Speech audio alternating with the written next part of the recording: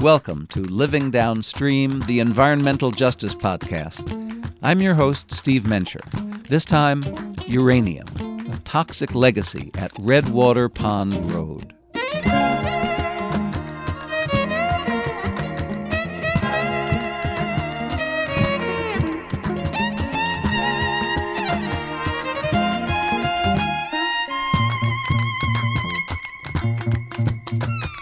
For the Navajo people, Mother Earth is sacred. She places her mineral riches below ground. That's where they're meant to stay. If the Earth's elements are hauled up to the surface, Navajos believe they can turn monstrous, or they can unleash the monsters in humankind. Uranium mining produces radionuclides and other toxic wastes full of heavy metals. Transformed for weaponry and fuel, uranium can affect human genes, according to the Journal of Environmental Radioactivity.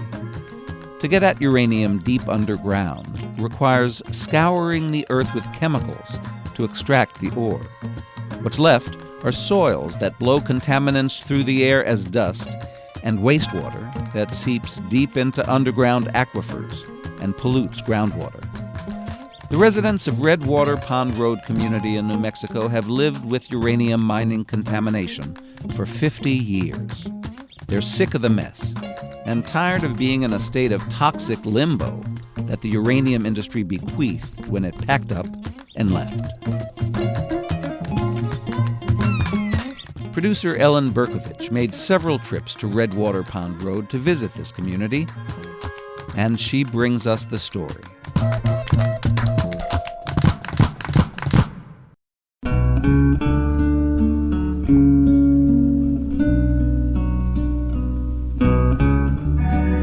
Picture swipes of rust and yellow pigment on rock formations that jut hundreds of feet skyward.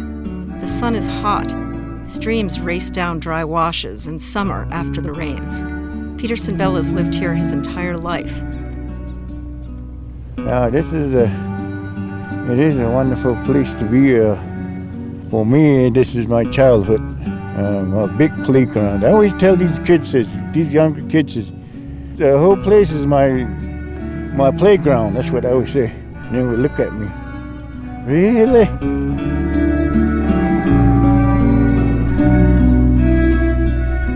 But the distance between beauty and devastation is short. Some of the features in this picture postcard scenery are actually man-made, like a new lumpy mountain shaped out of a pile of uranium mine tailings. The short grasses growing on top look acid-washed, with the neon color of Mountain Dew soda pop. Bertha Nez lives 300 feet from this dusty hill. For the last 10 years, she's been hearing promises about when the piles of waste will be moved from her backyard. They've been saying it'll be clean by 2016, but we're still waiting to see when all this is going to be cleaned up. The land that Bertha and her extended family live on looks vast, but this piece of Navajo Nation is actually a checkerboard. It's interwoven with parcels that belong to the state of New Mexico or the U.S. government. The land, both north and south of Redwater Pond Road community, is polluted by 2 abandoned uranium mines and a mill where the largest radioactive waste accident in U.S. history happened nearly 40 years ago. Bertha has seen the dust blowing off the contaminated piles and wonders what cleanup actually means. By the time they get to the real waste tailing that's packed down over on the site, after they move all that stuff, I think they're just going to recontaminate the whole place again.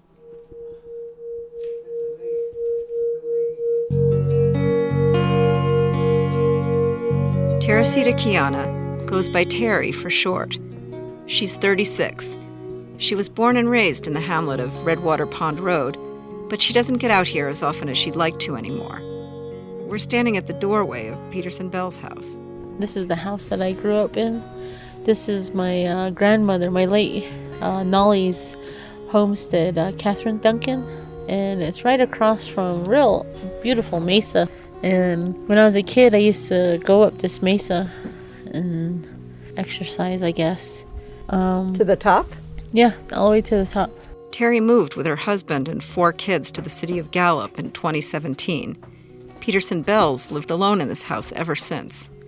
Gallup's 23 miles east of here, but it's a world apart.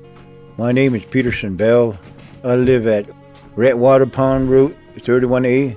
The community of Redwater Pond Road is really one extended family. Everybody seems to be an auntie or an uncle, related to everybody else by birth or marriage. Terry's Auntie Edith is Aunt Bertha's cousin. Uncle Peterson is Aunt Jackie's brother. I'm Bertha Nance. I've been living here ever since I was born. I'm 72 years old.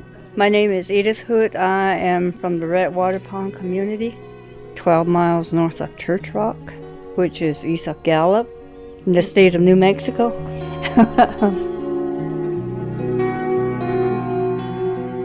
Edith was 6 when she was sent to Navajo boarding school, but she always came back home. Edith invites us in. The door is squeaky with all that WD-40 I keep putting in. Right there is Tlachit des meaning the Rat Point Mesa. That's what it means, Tlachit des Edith's living room wall is painted blue, and it's hung with old black and white photographs. These are some of the pictures we have of an old clapboard house that we all lived in. And that's my grandmother standing at the doorway. And we're sitting all in a row on the side. And this picture at the bottom with the black dress, the smallest, that's me. They tended goats and sheep up and down the steep mesas and canyons. You know those, the Mexican Coke bottles? My grandmother would save those whenever we had a Mexican Coke, and we would buy nipples from the livestock sale place, and she would just make them milk from evaporated milk and feed them every day. It was neat growing up as a kid with my grandmother and learning about the sheep like that. Traditionally, everyone in the family lived near each other, but in separated groups.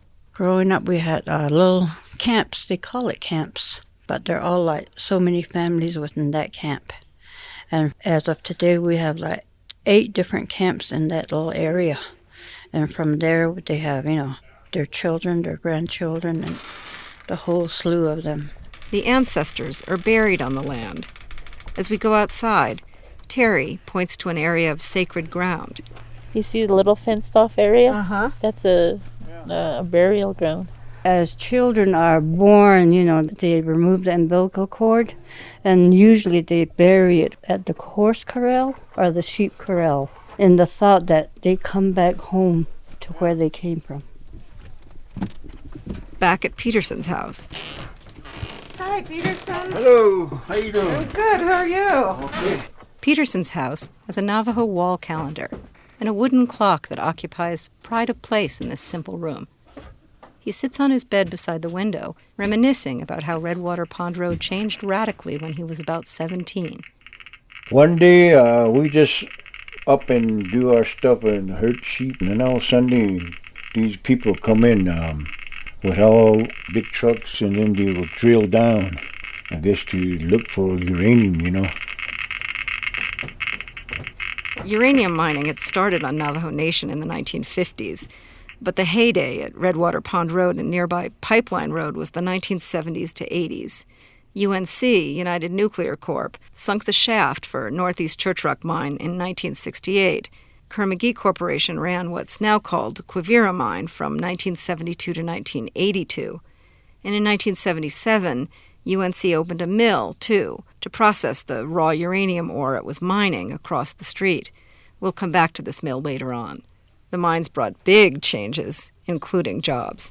I worked as a probe technician for the miner, and then I worked for the long hole probe technicians. 1974, that's when I started working, when I graduated from Gallup High. The mining operations kicked up a ruckus. The big machinery, that shaft going up and down, and of course it's just as noisy underground also. And I think I was in very good shape because we used to walk long ways, climb up to the slopes, do our thing, and carrying that big stuff on our back. And then you got your self-rescue right in here in the back. And you say, this can save you for an hour, and you just pop it open, and for an hour, what the heck? The self-rescue was a personal oxygen device designed to help a miner trapped in a fire to survive. One of Peterson's jobs was as elevator man, delivering the miners 1,600 feet underground. The mines operated round the clock, and the work shifts did too. Nothing to it. It was just like everyday life, and you would just go over there and go to work, you know. Uranium mining was the first time that many Navajo men got paid cash wages in the U.S. economy. Back then, the mine was doing pretty good. We used to make money there, about $900 every 2 weeks. So every one of these people will have a new truck, you know.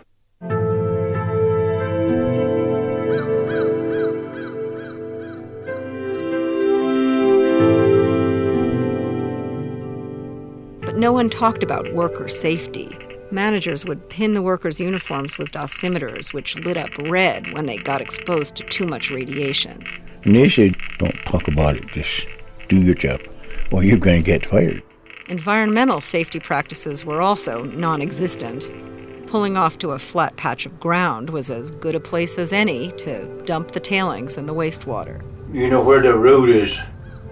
All that sand on top of this Kermagee, it's been building up, and it's about like a mountain now. All that dirt you see there is, brought up from the underground, but it passed as ore, uranium ore. They call it tailings or waste. And at the time when they were shipping the ore, taking out the ore, all they did was dump it there. It just spilled out like a milkshake, everything. We'll be in the mud about 2 feet deep and then walking around with the rubber boots, and that's all we did.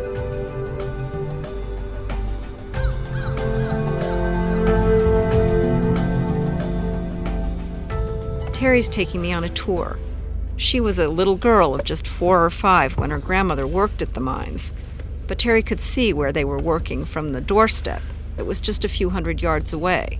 Today the road dead ends at barbed wire fencing. When I look back to my childhood, I played in these areas because there was no fence, and nobody said, don't be over there on that side because it's dangerous.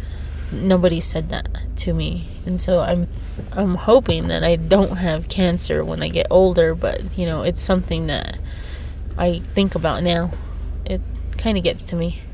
The Northeast Church Rock Mine and Mill are Superfund priority sites today, and the EPA is planning to create a permanent repository. The idea is to relocate 33,000 tons of uranium mine wastes to the top of an existing tailings pile. Slow down. This here, right here, is another pile of waste. And this is another place that I used to play. And just beyond this fence, and maybe about 10 yards or so, there was a concrete area there, and it had shower tiles. And my uncle told me that that was a place where they showered. We pull off the road to have a look. I used to like to bounce my basketball there. Now there are signs in English and in Navajo. Badzit do kunnet na ada, which basically means danger. Nobody goes in here. So this is a pile right here, Terry? Yeah. Yep, just you're protected because of that fence. After having to deal with this for years, you kind of just develop this sick type of sense of humor. Exposure to underground mining and above-ground mine wastes was bad enough on its own, but it got worse. Remember, in 1977, UNC had opened a mill right across the street from the mine to process the ore it was mining. But just 2 years after that mill opened, a breach in the unlined dam caused the largest radioactive spill in U.S. history. That was July 1979. I don't know how you get millions of gallons of waste and then put it here. So we just call it the tailings pile. The dam breach released 1,100 tons of tailings and 94 million gallons of wastewater, all of it radioactive into the Rio Puerco. This area by the dam is one of the places where they put all the tailings of the spill, whatever they were able to grab, I guess. Chris Shuey's been monitoring uranium impacts at Southwest Research Information Center in Albuquerque for 25 years. Half of the impoundment is built on bedrock, which is sandstone, and the acidic wastewater eats the sandstone away and contributes to seepage. My name is Paul Robinson. I'm Research Director at Southwest Research and Information Center. Paul Robinson got to work at SRIC in 1976. He showed up a few days after the dam broke with his camera to document it. The dam had a crack that was 30 feet wide. The liquids poured through that crack and spread down the Rio Puerco to Arizona. And keep in mind, the fluid that's coming out, even though from the air it looks nice and blue, it has a pH of battery acid. If you or your animals waded into that river in the hours and days after the tailings spill while that fluid was still there, you got burned. Navajo sheep herders still use this land to graze and water their animals, and they'd sometimes have to wade into the water after their livestock, which drank the water. During that period in the early 80s, I must have talked to 4 different elderly women who had burns on their legs. They were really never part of any kind of health study. They weren't followed.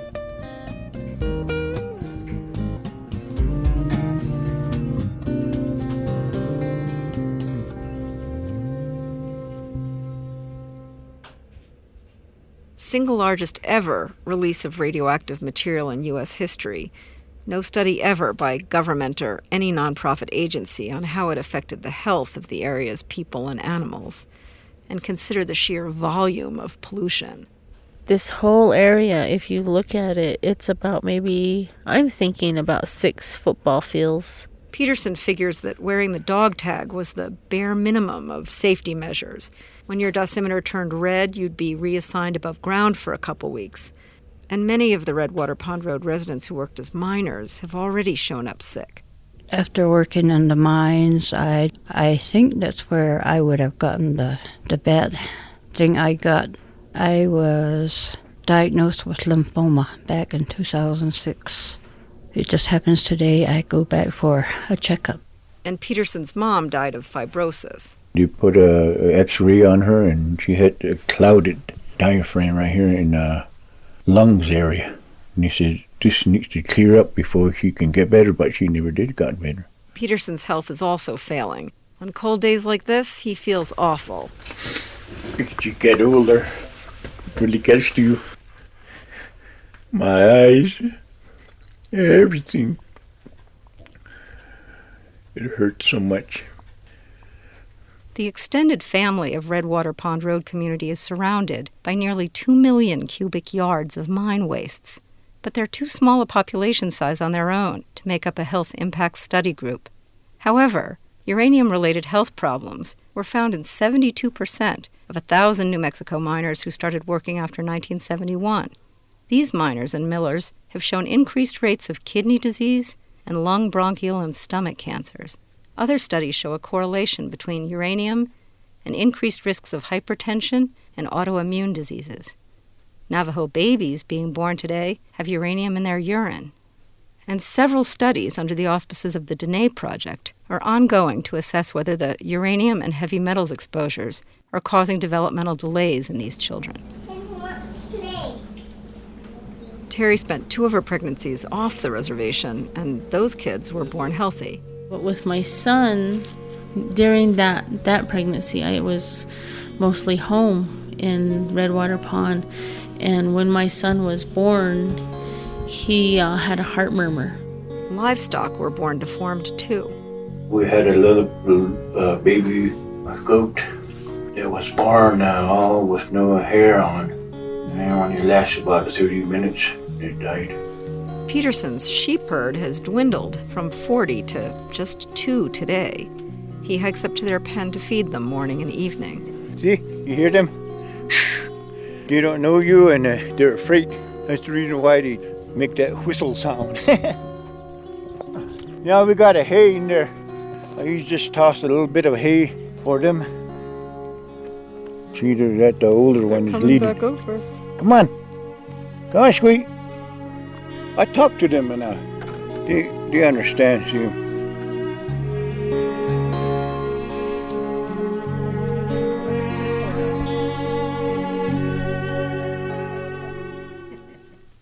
When the EPA discovered the extent of the pollution, they had to begin what they call time-sensitive soil removals, and they began moving the members of Redwater Pond Road community to motels in Gallup. Peterson wasn't happy about that. Being at the motel is not a good thing. What would happen to your sheep? At the time I had about 30, I think. They told me, you can stay in Gallup and we'll take care of your sheep. And I said, no way, you're not going to do that to me. You're going to stress on the sheep. They don't know you. So I get to come back over here every day for that whole 2 or 3 months at a time, you know. Terry decided she had to make her children's safety her top priority. Living out there since birth, I decided that we needed to get out of there. Through the EPA, we got this home. But she's had some culture shock. I think it's just mostly because I've never lived in town and I'm constantly locking the door. At home in Redwater Pond, it was something that I didn't have to do. But here in Gallup, that's something that I've had to get used to. And sometimes my kids have trouble getting used to it. But the impact goes deeper than culture shock, to the very heart of who she is as a Navajo. We have just like a little memorial dedicated mostly for our grandmothers who raised us. They were both weavers, so that's why they both have rugs on each side. And my grandmother had sheep, and so I put a sheep up there. Terry worries about Peterson being out at Redwater Pond Road by himself. It's been a big change for him, too. Yeah, I kind of missed him. I only got my TV and my radio and something to read, you know. And that's about it. That's what keeps me company for now, so. Contending with abandoned uranium mines and mills is a complex bureaucratic and regulatory process.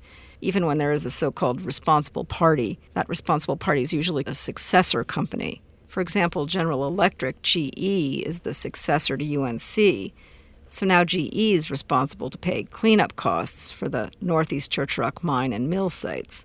2019 will mark the 40th anniversary of the radioactive spill there.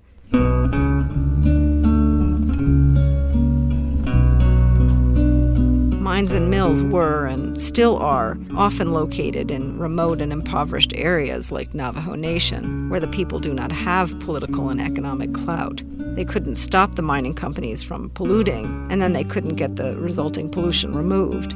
Compare this to what's happened in other communities, richer, whiter communities. For example, in Moab, Utah, the U.S. Department of Energy is in the process of moving 16 million tons of uranium mine tailings to a permanent disposal site 32 miles away. SHRIC's Paul Robinson calls the difference in treatment environmental racism, and he's been watching what's happening on Navajo Nation closely. The idea of moving 1 million tons of contaminated mine waste and putting it on top of a tailings pile that already is a Superfund site that had a leaky dam, that's unprecedented. NRC's never seen an application like this. There's never been one created. Terry's been a citizen member of the committee designing the repository. She remains wary as well. The community is concerned about how the tailings pile is not lined. They constantly tell us that it is lined, and the new waste will be lined as well. So it's kind of just like, if you want to believe the government, then go ahead and believe the government.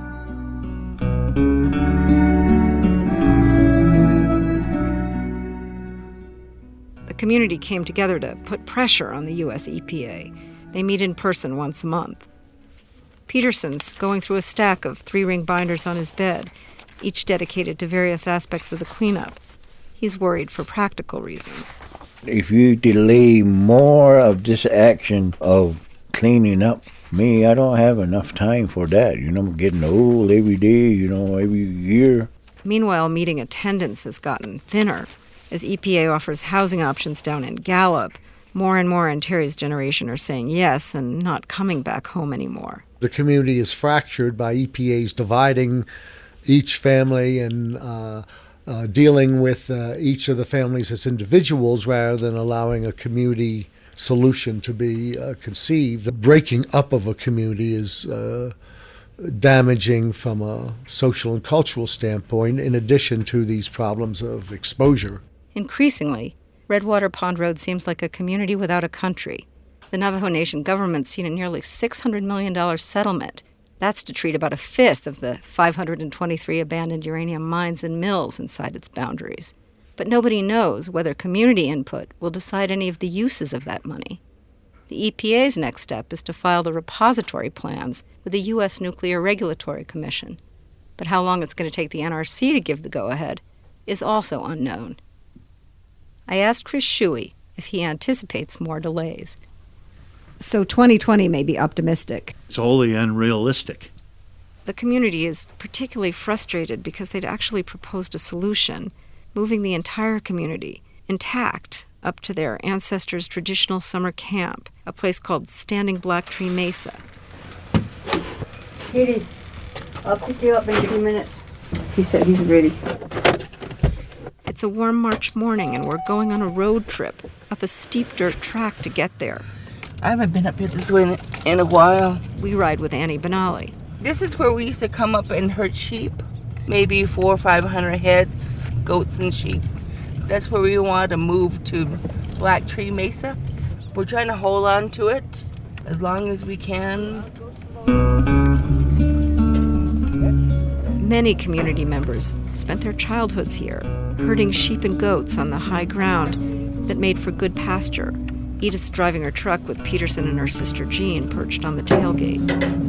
That's what I used to do when I was young. Get in the back, you better be holding on to something because you're going to fall off. That's what we did one time. There's an abandoned log house that was Annie's mother's and a hogan that belongs to Bertha. The landscape holds the key to Navajo traditional practices and beliefs. You can see for miles from this ridge, and sometimes you see the Hesperus Mountains, Colorado, and then of course you can see this way, where they say the Navajos came from.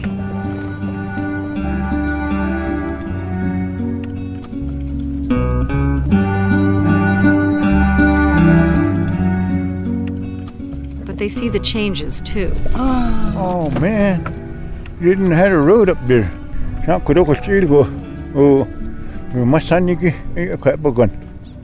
We drive down to where the community has its annual summer picnic.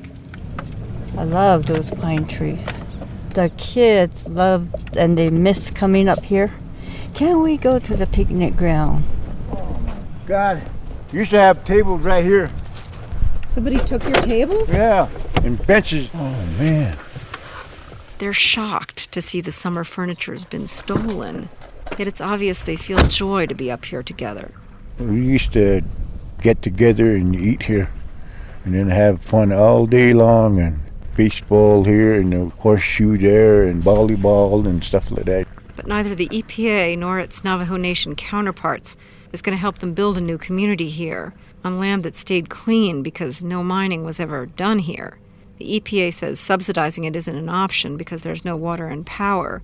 But a close look at the rugged, rocky landscape shows old power lines strung up steep slopes from when the mining companies came exploring but didn't find what they wanted. I guess we're going back down? Mm-hmm. Okay. They always tell you that when you're a little boy and you says you're going to herd sheep and you're going to bury your Belgian court over here in a corral, and you say that's where you're going to be all the time. The umbilical cords that are buried in the sheep corrals link those who are born here and draw them home again if they wander. Terry wonders if she'll ever be able to come back home for good. Having so little influence over either the industry that despoiled their land or the government that allowed it to happen is frustrating. But Terry and Edith have found a way to channel frustration into action. Okay, well, this is back in 2016, I believe, that we traveled to Washington, D.C. to talk to the special rapporteur. And we also, again, talked to the Human Rights Network back in December, and we talked about a lot of things, water, the environment, and our rights as human beings to have a clean environment. They've testified before international commissions with residents of other poor communities like the citizens of Flint, Michigan, about the right to clean water. Edith says that hearing some New Mexico politicians push for renewed mining activity is hard to swallow. He was pointing to the word uranium. Navajo Nation needs this. And I just let him have his say, but then I said, I don't need it because I live in the middle of these uranium mines and I want it cleaned up, I told him. You become an activist through all this. Did you ever anticipate that was going to happen? No, but I don't actually consider myself an activist.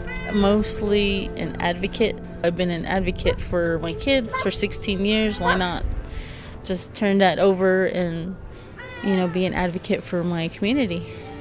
Terry and Edith are striving for their community to be heard on a global scale. Diamond has to go back inside the garage so she can eat and drink water. Their advocacy or activism hasn't solved their local problem, though. Either the permission to move to Standing Black Tree Mesa or permanent off-site waste storage that could guarantee their future on their land. There's no solution right now for Redwater Pond Road community. What they do know is that this land is sacred. We were here. 7 generations was here. So that's the reason why we come back over here, It's part of our land, and that's the reason why we hold on to it, this place. I don't care if it's a wasteland. To me, it's something special. But Peterson's jovial mood after Standing Black Tree Mesa has persisted as we hike up to the sheep. My grandfather used to be a joker. My mom was a joker too, and every one of us are like that too. We joke a lot and to keep going, And then I'll undo this. This is where I keep my hay inside here. Yep, and this is my chair right here. Every morning I sit here. Every evening I sit here. And sometimes I pray. Yeah. Where's the sheep corral that the umbilical cords get buried in? I'm not going to tell you where that is. You might come over here and steal them. When you bury these umbilical cords, they will become dust again. It's a full circle. It's a shuck ahol, yeah. You're born here, and then you come to be an old man. Then you come back, and then you turn to dust again. So that's a full circle. For Living Downstream, I'm Ellen Berkovich.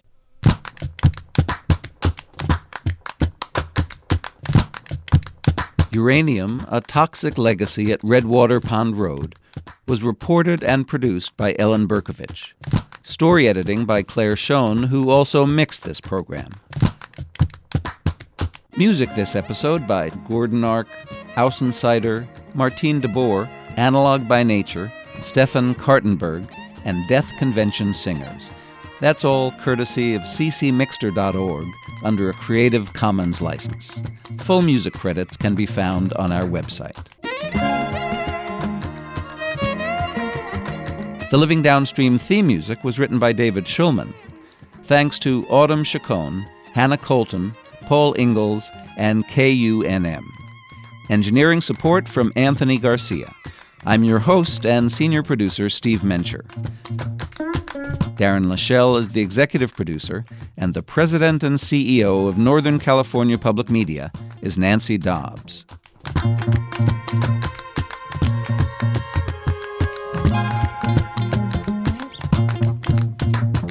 Subscribe to Living Downstream wherever you get your podcasts. Visit our website at norcalpublicmedia.org/living.